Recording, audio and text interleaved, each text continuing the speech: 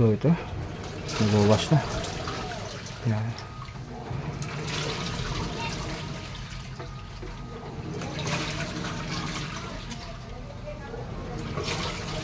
Ganda itong ganitong controller board kasi meron pa siyang display, unlike sa mga iba na wala.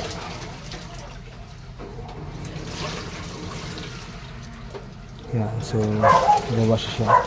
So nilagay ko lang kasi sa number 1 yung kanyang water level, kaya nag-wash siya ng ganyan. So tatasan ko para pumasok ulit yung water. Kailangan pause muna, pause, water level, start. So pasok ulit yung water niya. So pag naabot yung water level na nakaset, ihinto yan and then wash ulit. So okay na, perfect natin kinabit ko na controller board. Yeah, universal controller board o substitute controller board. Kung walang mahanap na original na board or mahal yung original na board, ito yung pamalit ko. Dami ko lang nakabit na ganyan. Ibang customer ko, kinontak nila ako after 5 years dahil meron ibang sira yung washing machine. Yan, kaya na kita ko, nabuo pa yung kinabit kong board after 5 years. Yan. So ito, meron pa akong isang spare dito. Ito yung mismong board na nasa ilalim. Ito yung mismo pindutan niya. So okay, thank you Lord. Okay na naman ang isang sirang washing machine. So ito ay Beko. Beko.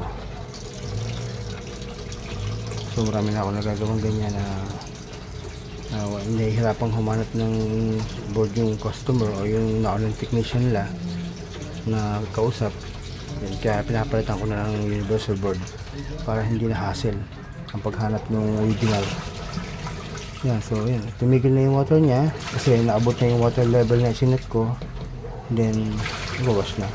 Kasi problem yan kung hindi tumitigil yung water, so dire-diretso pasok, problem yan. Yan, so tumigil siya, which means meron control. Okay na, automatic to. So maglalabay yan ng sarili niya and then kukunin lang yung labada para isampay. So yung iba naman sasabihin i-convert ng manual, yung may mga pihitan na timer. So mas maganda pa rin talaga automatic pa rin, original pa rin siya. I mean yung talagang function niya automatic, so walang pagod yung customer. Yan, thank you Lord. Okay na ma'am, okay na po. Okay ma'am.